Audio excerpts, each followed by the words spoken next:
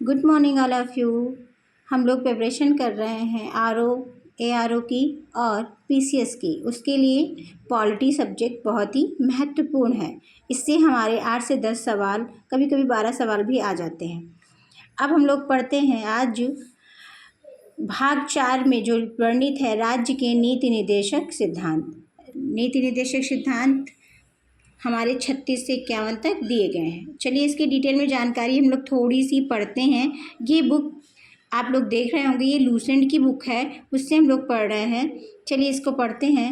राज्य के नीति निर्देशक सिद्धांत का वर्णन संविधान के भाग 4 में अनुच्छेद 36 से 51 तक वर्णित किया गया है। इसकी प्रेरणा आयरलैंड के संविधान में से मिली है। इसे न्यायालय द्वारा लागू नहीं किया जा सकता, यानी इसे वैधानिक शक्ति प्राप्त नहीं है, किंतु फिर भी इस भाग की में अधिक कथित तत्व देश के शासन में मूलभूत है और विधि बनाने में इन तत्वों को लागू करना राज्य का कर्तव्य होगा। यानी भारतीय संविधान के अनुसार राज्य के नीति निर्देशक तत्व शासन के लिए आधारभूत है। भारत के संविधान में कल्याणकारी राज्य की संकल्पना का समावेशन राज्य के नीति निर्देशक तत्व में किया गया है। कल्याणकारी राज्य का उद्देश्य सामाजिक आर्थिक प्रजातंत्र की स्थापना करना होता है। यानी सामाजिक और आर्थिक प्रजातंत्र की स्थापना के उद्देश्य से ही भारत की नीति निर्देशक तत्वों को शामिल किया गया है।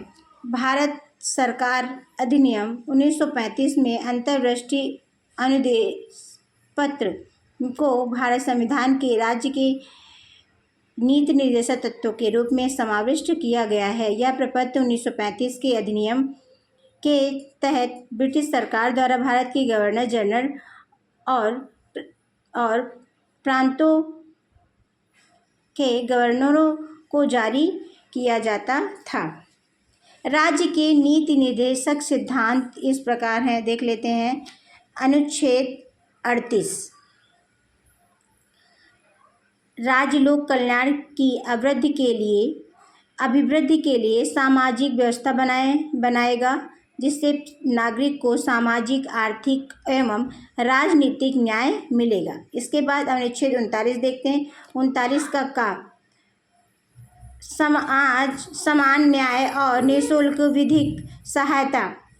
अनुच्छेद 39 ख में सार्वजनिक धन का स्वामित्व तथा नियंत्रण इस प्रकार करना ताकि सार्वजनिक हित का सर्वोत्तम साधन हो सके। 39 का ग देखते हैं, धन का समान वितरण। अब देखते हैं अनुच्छेद 40 ग्राम पंचायतों का संगठन। अनुच्छेद 41 में कुछ दशाओं में काम, शिक्षा और लोक सहायता पाने का अधिकार।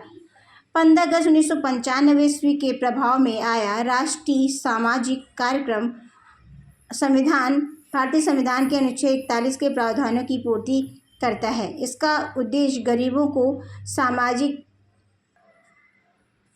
15 अगस्त 1945 के प्रभाव में आया राष्ट्रीय सामाजिक कार्यक्रम भारतीय संविधान के अनुच्छेद 41 के प्रावधानों की पूर्ति करता है। इसका उद्देश्य गरीबों को सामाजिक सहायता उपलब्ध कराना है। वर्तमान में इसमें 5 योजनाएं शामिल हैं।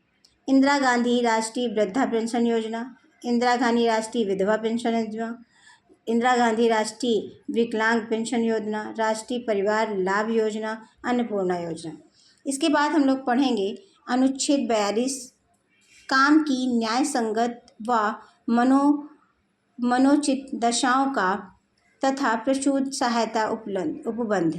43 में कर्मगारों के लिए निर्वाचन मजदूरी एवं कुटीर उद्योग को प्रोत्साहन, ये इम्पॉर्टेंट हो सकता है, ये भी इम्पॉर्टेंट है। अनुच्छेद 44 नागरिकों के लिए एक समान सिविल संहिता।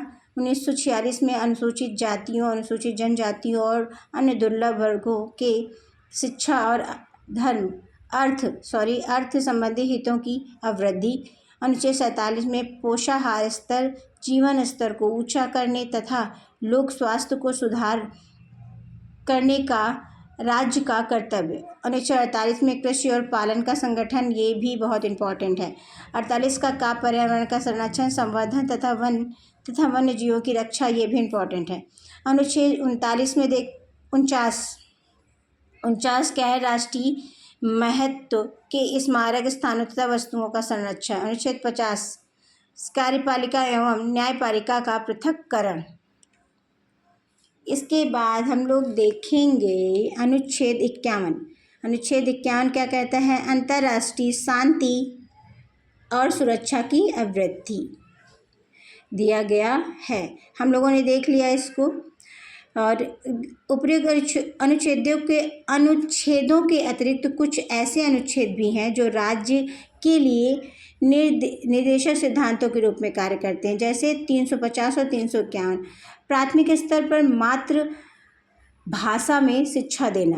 351 में हिंदी को प्रोत्साहन देना। राज्य के नीति निर्देशक तत्व एक ऐसा चेक है जो बैंक की सुविधा अनुसार अदा की जाएगी। यह कथन केटी शाह का है। आपको पता है होना चाहिए कि जो हमारा हिंदी दिवस है अभी जल्दी मनाया गया है 14 सितंबर को।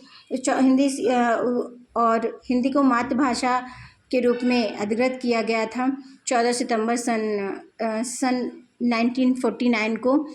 उसका प्रावधान हमारे 343 में दिया गया, 343 से 351 में और दिया गया है। इसी के साथ ये छोटा सा वीडियो हम समाप्त करते हैं।